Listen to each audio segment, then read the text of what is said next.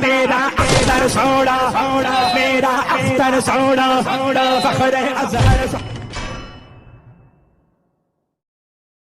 الحمد للہ وحدہ والصلاة والسلام علی من لا نبی بعدہ. اما بعد، قال النبی صلی اللہ تعالی علیہ وسلم: من سب نبیا قتل ومن سب اصحابہ جلد، او کما قال علیہ الصلاۃ والسلام. اعلیٰ حضرت امام اہل سنت الشاہ امام احمد رضا خان علیہ الرحمۃ والرضوان بارگاہ رسالت میں جناب احمد مجتبیٰ محمد مصطفیٰ صلی اللہ تبارک و تعالی علیہ وسلم کی جناب میں یوں عرض کرتے ہیں: زمین و زماں تمہارے لیے، مکین و مکان تمہارے لیے، چنین و چنا تمہارے لیے، بنے دو جہاں تمہارے لیے، دہن میں زباں تمہارے لیے، بدن میں ہے جاں تمہارے لیے، ہم آئے یہاں تمہارے لیے، اٹھیں بھی وہاں تمہارے لیے. دوستان گرامی، زبان پہ راشا طاری ہے اور آنکھوں سے آنسو جاری ہے، دل کپ کپا رہا ہے اس بات کو بتاتے ہوئے کہ ہمارے پیارے ملک ہندوستان میں ایک ایسا خبیث، ایسا لعین شخص جو کسی خاص مذہب کا چولا پہنے ہوئے ہیں، اور حقیقت یہ ہے کہ وہ نہ مذہب کا وفادار ہے نہ ملک کا وفادار ہے. آپ سب سمجھ گئے ہوں گے کہ میری مراد کون ہے. حالیہ دنوں میں ایک مسلمان بچہ جس مندر میں پانی پینے گیا، اس مندر کا مہنت جس کا نام یتی نرسنگھا نند سرسوتی ہے. اب یہ نرسنگھا ہے، بارہ سنگھا ہے یا خر سنگھا ہے. خر کہتے ہیں فارسی میں گدھے کو، گدھے کی سینگ ہوتی نہیں ہے.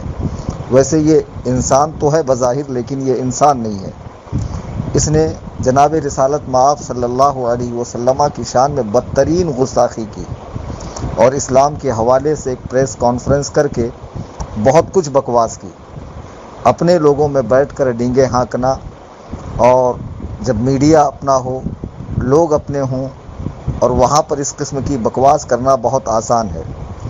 اسلام کے حوالے سے جو اس کے اشکالات تھے، اسلام کے حوالے سے اگر کوئی اس کو ڈاؤٹ تھا تو وہ اس پریس کانفرنس میں ان 5000 ملاؤں کو نہیں جو بار بار ٹی وی پر جا کر ذلیل ہو کر مار کھا کے عورتوں کے ہاتھوں سے آتے ہیں، بلکہ پڑھے لکھے علماء کو بلاتا اور ان کے سامنے اپنے سوالات رکھتا. اس نے جو پریس کانفرنس میں کہا کہ مسلمانوں کے پیغمبر محمد صلی اللہ علیہ وسلم کا کیریکٹر، ان کی تعلیمات، ان کا نظریہ ایسا ہے کہ مسلمان جان لیں تو اسلام کو چھوڑ دیں. اس کی اس بکواس کے خلاف پورے ہندوستان میں مسلمانوں کے دلوں میں شعلے بھڑک اٹھے اور کئی جگہوں سے ایف آئی آر کی گئی. بعض جگہوں سے نااہل پولیس والوں نے ایف آئی آر لینے سے انکار کیا تو لوگوں نے آن لائن اپنے غم و غصے کا اظہار کیا. بعض جگہوں پر لوگوں نے پوسٹر لگائے اس طرح کے کہ گستاخ نبی کی ایک سزا سرطن سے جدا، سرطن سے جدا.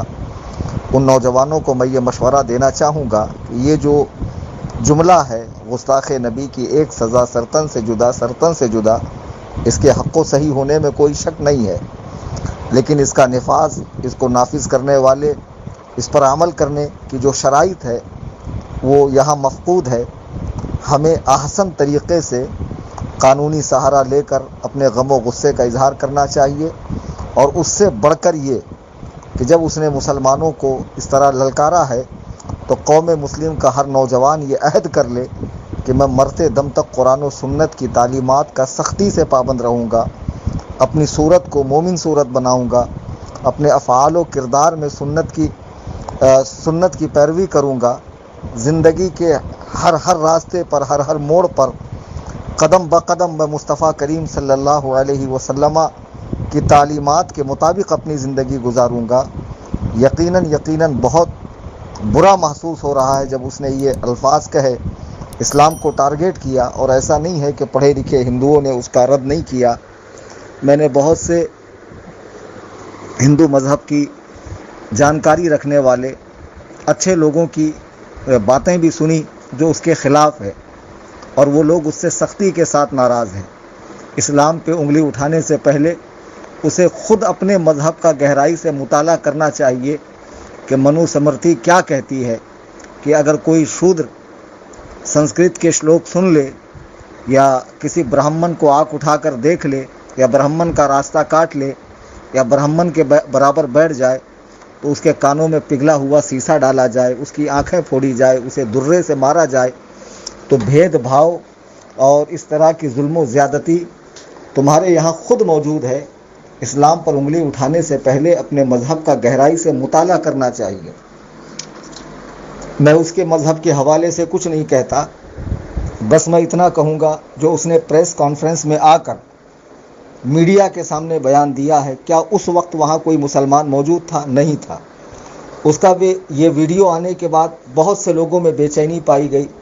نوجوانوں نے ہمیں فون پر، واٹس ایپ پہ، سوشل میڈیا کے ذریعے کہ آپ کا جواب کب آئے گا، آپ کب کہیں گے۔ یاد رکھو، کسی عالم کا جواب دیر آئے، ہو سکتا ہے اس تک خبر دیر سے پہنچی ہو، اس کا مطلب یہ نہیں ہے کہ عشق رسالت کی آگ اس کی ٹھنڈی پڑ گئی ہے یا محبت رسول صلی اللہ علیہ وسلم میں کمی آئی ہے۔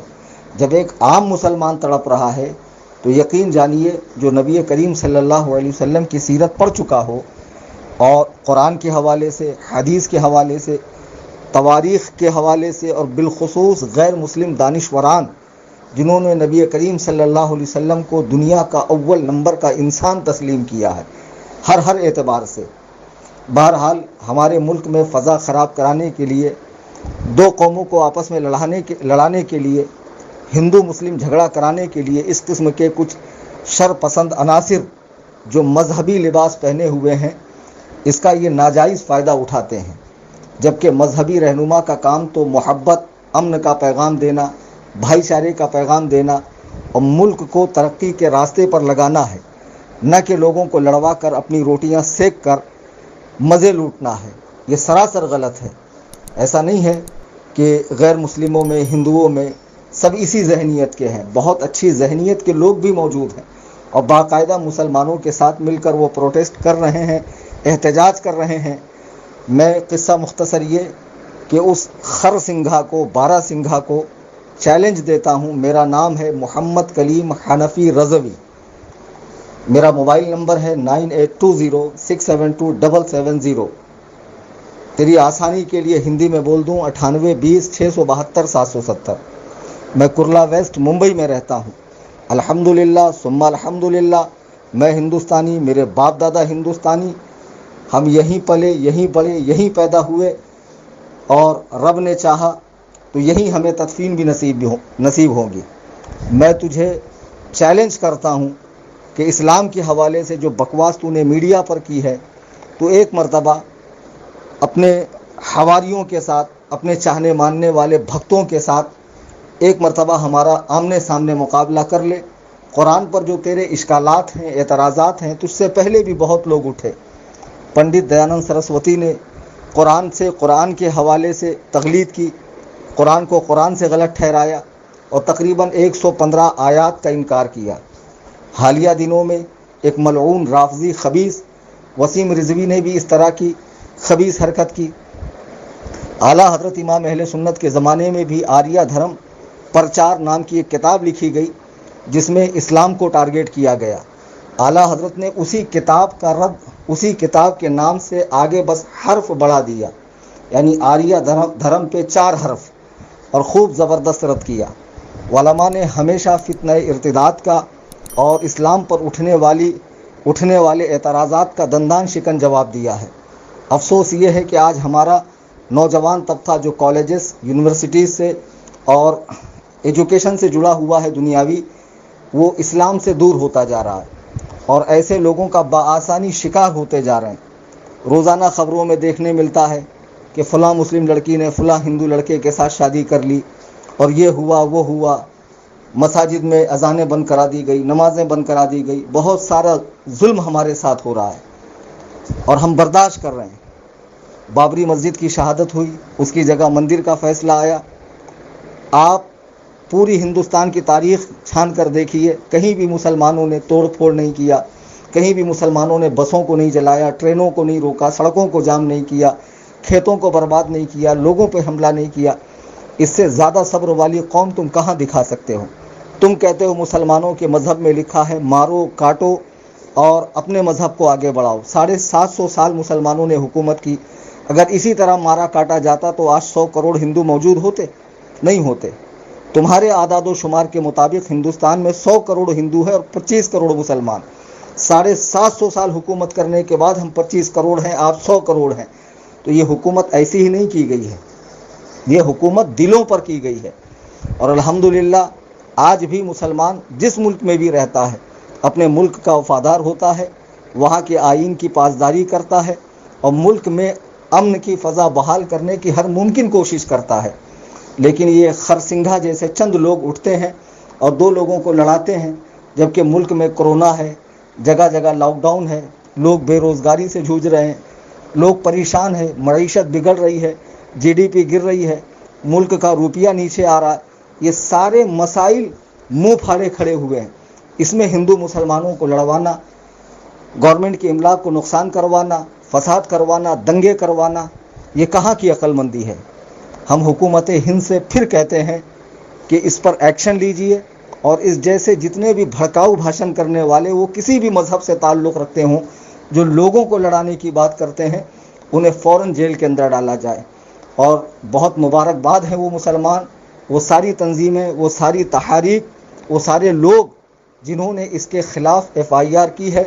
اپنا پرامن احتجاج آپ کرتے رہیے، اور وقت کا تقاضا یہ ہے کہ لوگ جتنی اسلام کی مخالفت کرے آپ اتنی سختی سے اسلام پر قائم رہیں، آپ اتنی سختی کے ساتھ نبی کریم صلی اللہ علیہ وسلم کی سنتوں پر عمل کریں۔ کی محمد سے وفا تو نے تو ہم تیرے ہیں، یہ جہاں کیا چیز ہے لوح و قلم تیرے ہیں۔ اللہ تعالی ہم سب کو مذہب حق، مذہب اسلام کا اتباع کرنے کی توفیق عطا فرمائے، اور اس پاکھنڈی، فسادی، آتنکوادی سرسوتی کو میرا یہ پیغام پہنچا دیا جائے، اور وہ جب چاہے جہاں چاہے میرے ساتھ ڈیبیٹ کر سکتا ہے اسلام کے حوالے سے، اور چند سوالات میرے بھی ہوں گے اس کے مذہب کے حوالے سے، وہ جواب دے دے۔ مجھے امید قوی ہے کہ قیامت کی صبح تک وہ میرے اس چیلنج کو قبول نہیں کرے گا۔ بس مسلمان سختی کے ساتھ اپنے دین پر قائم رہے۔ اللہ تعالی ہم سب کو قبول حق کا جذبہ عطا فرمائے، آمین ثم آمین۔